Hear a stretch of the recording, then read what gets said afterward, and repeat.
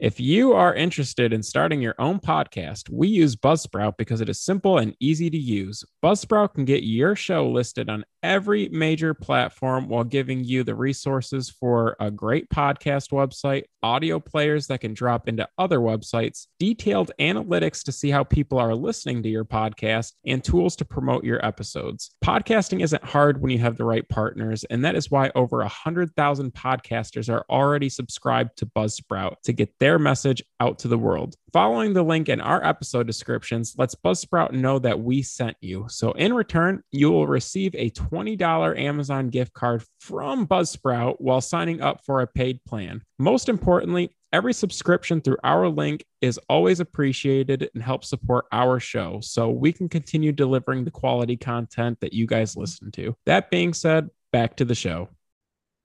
Hello and welcome to Comic Book Junkies. I'm Andrew, This is Joe. and this time we're coming at you with yet another list. So hopefully you like lists because we've got another one. Another one. And for a lot of you, I think you like it best. I mean, who's to say? But I think based on our trends that we're seeing that y'all like when we talk about collecting and investing. And this is not investing advice. This is not collecting advice necessarily. It's just kind of our opinion on what we think are like kind of like the blue chips. I mean, I didn't even get into what we're talking about, which is our top 10 list combined. We put our heads together, we weighted out some averages, this, that, and the other, and came up with a combined list that we could both sign, seal, approve of top 10 Bronze Age comic books to collect. So we've got a nice little list here. Like we said, we talked it over. This is a combined list. We're not going to both go through and give our own, but this isn't like Bible. You don't have to get these books if you don't like them. Obviously, collect what you want, but if you did want someone's opinion, we would probably say that this is what you should be getting. But before we get into anything, what's up, Joe? I figured best way to start this pod, I'm sure you guys know already, but for those that don't, I guess the definition of the Bronze Age of comics. So I would define it as like the time in American superhero comics between 1970 to like 85. It's a period that came right after the Silver Age in comics and is really cool because it captures the time where they started to like the Comic Code Authority got broken and they started attacking social issues, but more so they were able to do a lot more creative things with the characters and create new like horror tropes and kind of monster comics at this time. So excited to dive into it. Also, I guess before I get into the list, had a great weekend with the guys. We went to a small con. We've talked about big cons versus small cons a lot, but I had a great time picking up some key issues with Burger and Juan just recently. Big con, small con, it's all about what you do with it.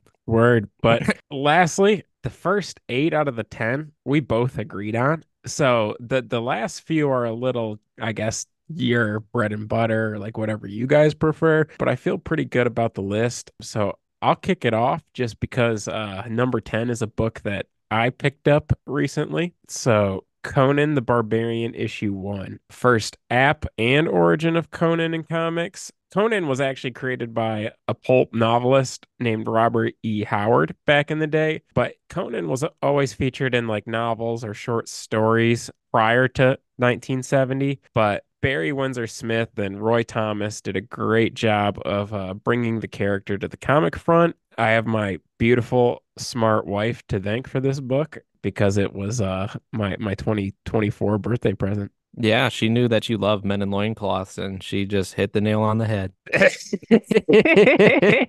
But in all seriousness, it's a great book. I mean, I owned one back in the day. I mean, this was like a decade ago when we were early collectors. I got one from my local shop, very affordable, sold it like a fool. Been looking for one myself. And I mean, you see them a lot more nowadays, like in the current publishing and stuff like that. I mean, obviously, Conan the Barbarian's kind of timeless. I mean, there's movies, novels, like he's in all kinds of media. But as far as like Bronze Age books, I mean, it's just a cool book. I mean, the cover's iconic. And, he's been like a lasting character, even in comics. And I feel like even despite not being like a premier superhero or even being a superhero at all, it's still such a desired book. Like I feel like that's never wavered, regardless of how under the radar it may be at times. I feel like it's always a book that commands like a respectable floor. Like it's you hardly find one for cheap unless it's kind of a beater. I mean, they won't kill you unless it's a higher grade book, but like at the same time, like the entry level, you're still paying like a couple to a few $100s if you want like a low mid grade. You know what I mean?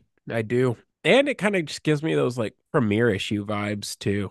Who doesn't love a number one? Yeah, facts. But that's all I got on our 10th book on this list. Do you Yeah. want to tell them our number nine? Of course. So number nine, if you guys want to know how the sausage is made, we both had a couple books and we both kind of picked from the others pool of books of which one's going to get on the list. Joe agreed with me out of the two books that I had. We're going with X-Men issue 94 of Uncanny X-Men. So obviously big tuna book. It's probably the second biggest X-Men book of that era. I'd say like an honorable mention that did not make the list. So here's a little spoiler. X-Men 101, I'd probably put as third, the first Phoenix. But this book is obviously a big tuna. It's the second team appearance of the X-Men that debuted in Giant Size X-Men 1. I mean, the first in title. Second appearance of Storm, Nightcrawler, Colossus, Thunderbird. Fourth appearance of Wolverine. First appearance of Dragonfly. I mean, some people say it's the second full appearance of Wolverine because Hulk 182 is kind of like a cameo. And I mean, technically, it's also the beginning of Claremont's 16 consecutive year run on the title. And I mean, it's also the first X-Men story after about what, 5 years of reprints? So, I mean, it's monumental. I mean, these guys were getting reprinted for years, kind of on their last legs, and then boom, big breath of fresh air came in with Giant Size 1, and then that ended up continuing into the mainline title with this book. Cool cover. Better covers out there, but still a cool cover. You know it when you see it. You're like, it's always a book I've looked at. Thankfully, I was able to get in on the ground floor on a Giant Size before, so I was able to stave off getting one of these. But don't get me wrong, it's definitely still on my radar. And the reason I say it's on the radar and I haven't already got it is because it commands a pretty nice floor as well. I mean, shoot. You're probably looking at least 350 for like a 3.0, I would imagine. You know what I mean? And like my minimum at this point, like unless it's a really old or big book, is like I want like a 3.5, a 3.0, like complete attached at both staples type deal. And they're not cheap. My local shop gets one in all the time, but I can't pay $600 for a solid mid-grade copy. But I mean, it's just an iconic piece of not only like Marvel history, but specifically the X-Men. Because I mean, without like this issue and Giant Size 1, I don't know that the X-Men are what they are today. Without Claremont starting and kind of stewarding the ship for what, like 200 issues damn near, like, it's a seminal piece of Marvel history, especially for this age. Yeah, and like you said, I mean, there's a lot of other books you could put here technically, but since we're just talking straight up books for the Bronze Age, I mean, it's a big milestone issue for the series because it's like the first time in title that they dramatically change up the cast. And Len Wein was writing at this time. I don't know. You just can't really go wrong with this book if you're an X-Men junkie and can't afford a first giant size. Going into our number eight, a book Burger got me. Green Yeah, yeah. Lantern 76. So, super iconic cover by Neil Adams, classic Denny O'Neil writing, first Bronze Age DC comic, considered by most as one of the top 10 key Bronze Age comics like on any list.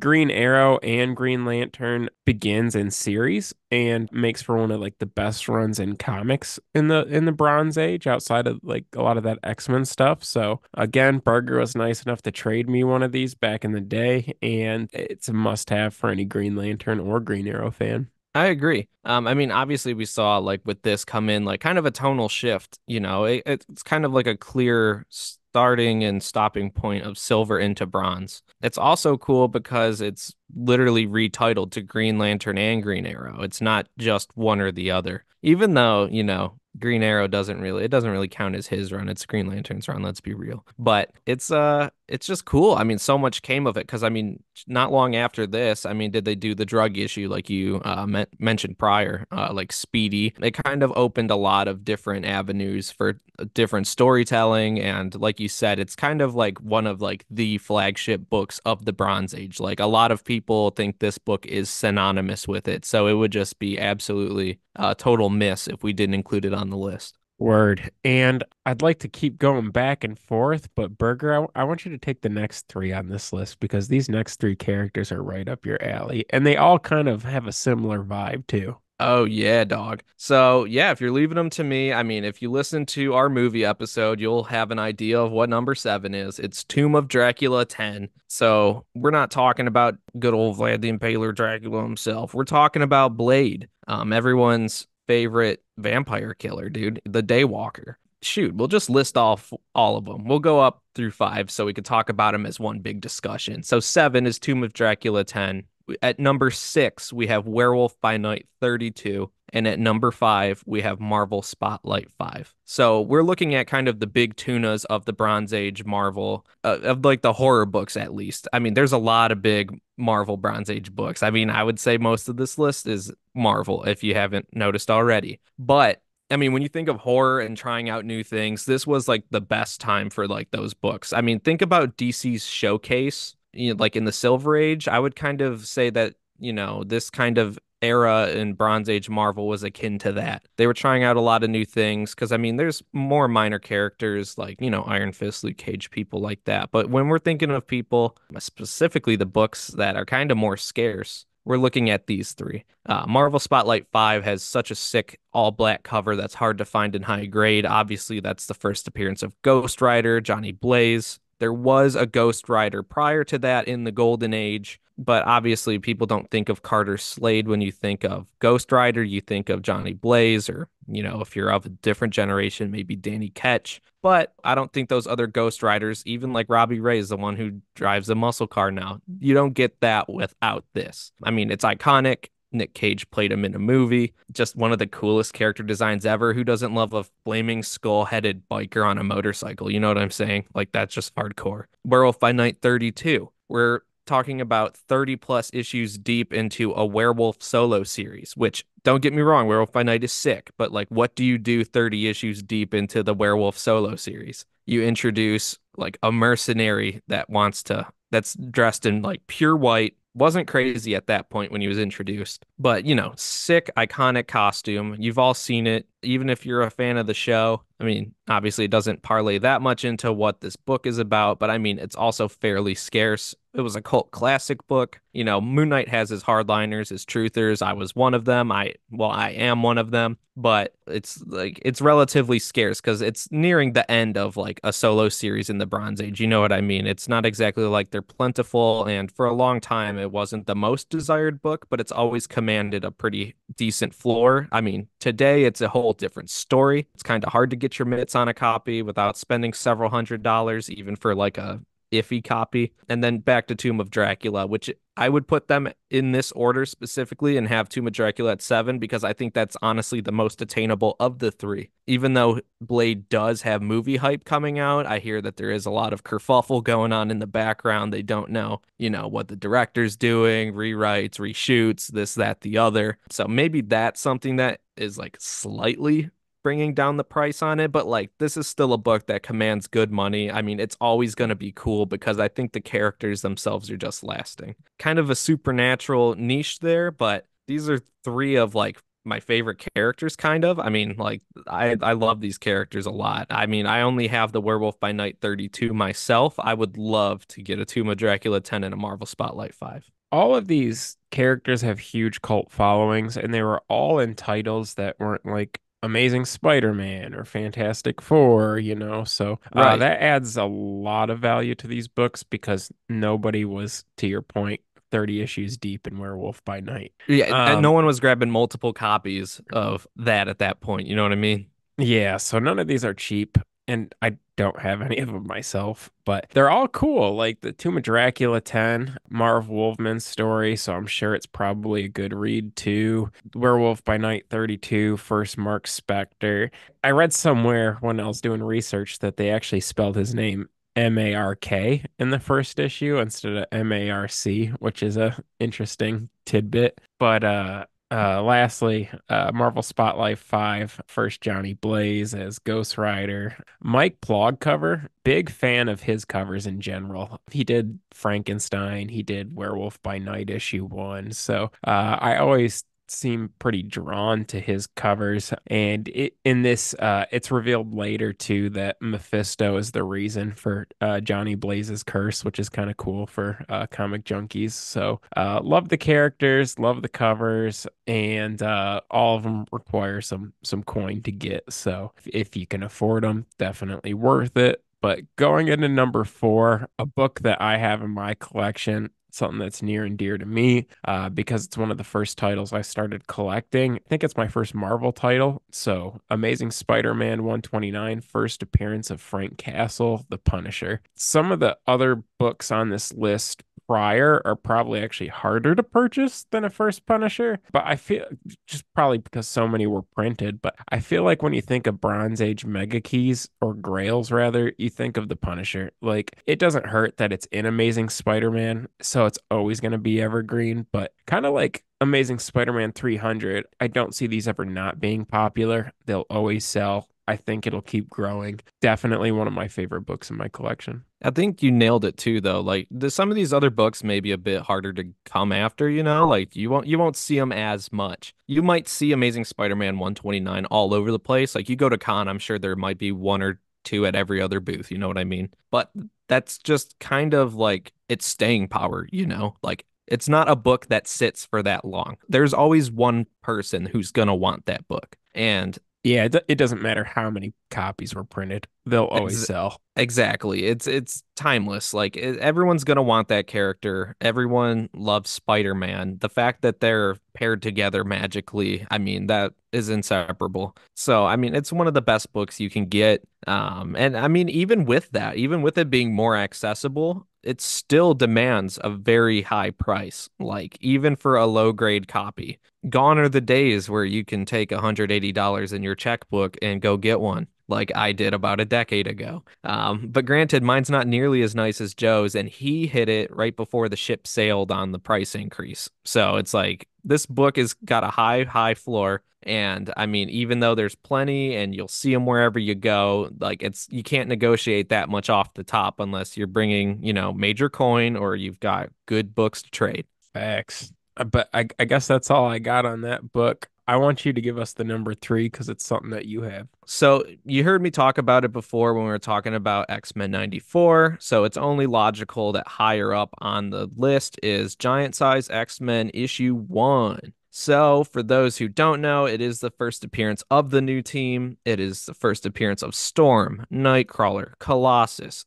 Thunderbird, everyone's favorite, and then Wolverine's third appearance. So also, as mentioned, many people would say that this is the second full appearance rather than Hulk 182, and they would rather consider that a cameo. It is also the first appearance of Ilyana Rasputin as a child, who, if you don't know, becomes Magic. That is Colossus's younger sister. It's the introduction of Krakoa, the living island, for all of you X-Men heads that are reading the recent years. That starts here. It also is the first use of the sound effect snicked, or I don't even know how to onomatopoeia that for you guys. The snicked noise when Wolverine shoots his claws out. First time that happened. So, if you're like really into like first uses of phrases and noises, that's the one for you, guy. But it's a sick book. Iconic cover, very hard to get. Ship sailed on those too. If you guys are familiar with Juan, longtime friend of the pod, he got the crispiest copy out of the three of us, and it didn't cost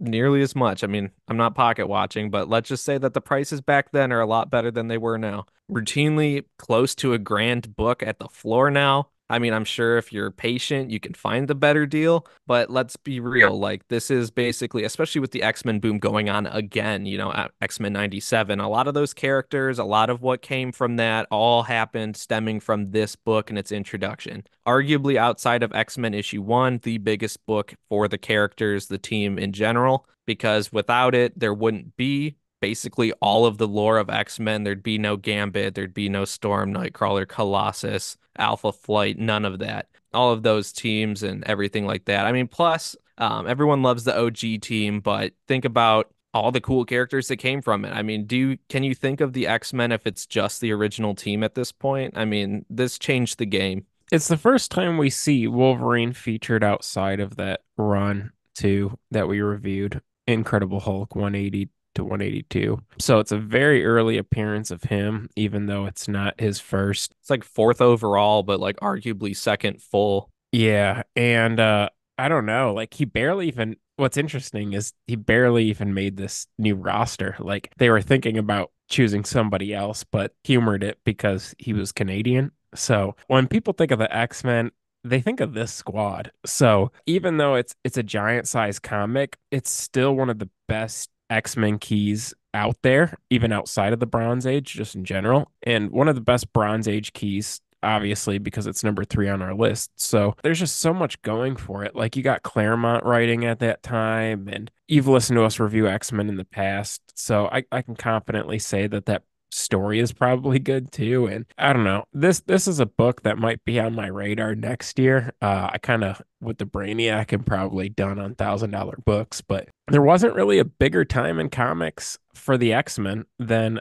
this. And I can't think about the Bronze Age without thinking about X-Men and Claremont and Giant Size X-Men. But going into number 2, House of Secrets 92. Hell yeah. First appearance of Alex Olson's Swamp Thing by Bernie Wrightson. Classic cover and story. Although this Swamp Thing looks just like the Swamp Thing that we all know and love, it's actually just a short story by Len Wein and is later kind of revised to better fit the DC universe when they brought Alec Holland as the Swamp Thing that we kind of all know. But I don't see this issue going anywhere anytime soon. And it was one of the first key issues I prioritized when I started collecting because even though it was expensive, I just knew that the floor on this book is will always be ridiculous. Kind of like our argument with like Blade and Ghost Rider and Moon Knight. It's like another horror book, like House of Secrets issue 92. Like who was collecting 90 issues deep in that? And with the fact that James Gunn is kind of taking over the DC universe, if that stuff takes off, I know that this book will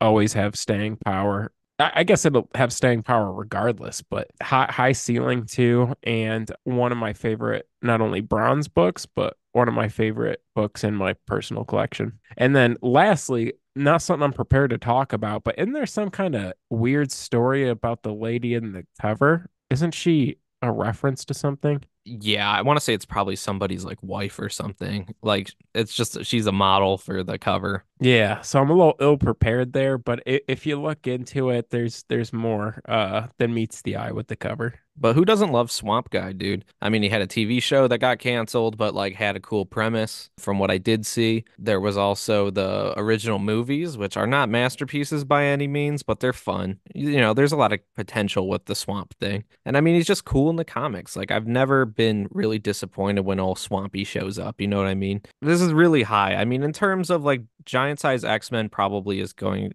to command more just based off popularity, at least, or there's probably going to be more sales. But like you said, scarcity mixed with coolness, and then just how slept on DC keys are at this point. I mean, everything's heating up a little bit there, but I feel like the ship is gonna sail sooner rather than later on this book if you haven't already gotten one. Thankfully, I mean, Joe got his back in the day. I was pretty envious, even though he was more of a Swamp Guy fan than I was. But I was just like, I saw the potential in the book and the character. Obviously, I became more of a fan as I got more into books. And then got my own. It was technically a point 0.5, but I got it really cheap. It's like missing like a portion of the first page, but I was like, oh, I have one. Instantly realized that that was a mistake, sold it, and then upgraded while they were still semi-affordable. And best decision I've made because having a nicer copy of this book, like a pretty solid copy, feels so rewarding in your box. Like, there's plenty of other books that are huge. They might command more. They might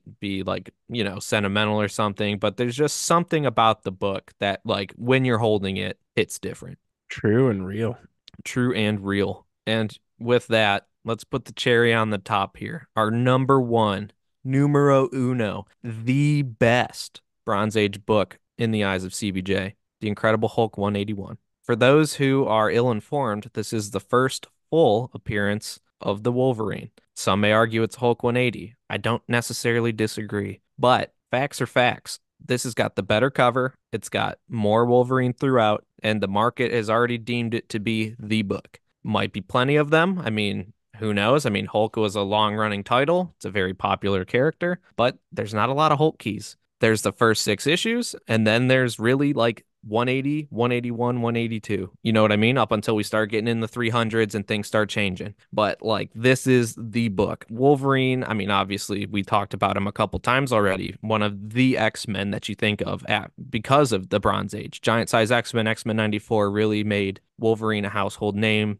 in terms of X-Men and just everyone's favorite Canadian at this point. So, I mean, it's the book. I don't really know what else to say. I mean, it's always going to command money. The floor is incredibly high. Even for a low grade copy, you're spending four figures, and that's like, even with it missing the stamp, you're still getting to that point damn near. And I don't see it ever going away. Like, you know what I mean? Like, it's similar to the Punisher effect. Like, this is a character that a lot of people really, really love, and I don't see the demand ever going away. Yeah, I guess there's not exceptions to comics very often, but if you're gonna buy one of these, ask if it has the stamp. That's important. I mean, issue 180's been heating up a lot lately, but I don't think, to your point, it could ever replace 181 just because of how much he's featured in the issue and how cool the cover is. It's everybody's like grail that they want. I Yeah. unfortunately don't have one yet. But yeah, you're right. The market, all the collectors have decided that 181 is the best book and overall best investment of the Bronze Age of comics. So that's the winner of today's topic.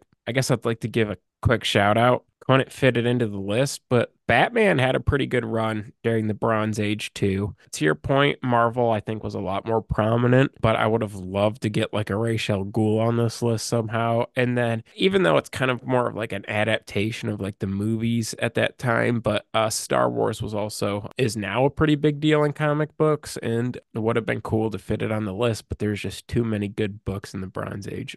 Damn right. And I've got a few honorable mentions myself. I mentioned one of them kind of earlier, X-Men 101. I think the first appearance of the Phoenix is a pretty big deal. I mean, that's one of the classic X-Men storylines, which, is a byproduct of this era. Iron Man 55, the first appearance of Thanos. Big Tuna. I mean, he's a household name nowadays. One of the biggest villains in cinematic superhero movies. And then lastly, Devil Dinosaur 1 because dinosaurs are cool. And I know you agree. Cosign. Cosign. But yeah, I mean, there's plenty You of you good can Bronze never Age. have enough double dinosaurs in your collection. You have one and you see one, you pick it up. That's facts. I I bet it's mean, only $20. Come on. I bet Quit. it is only 20 bucks. Quit. And I bet Pick it up.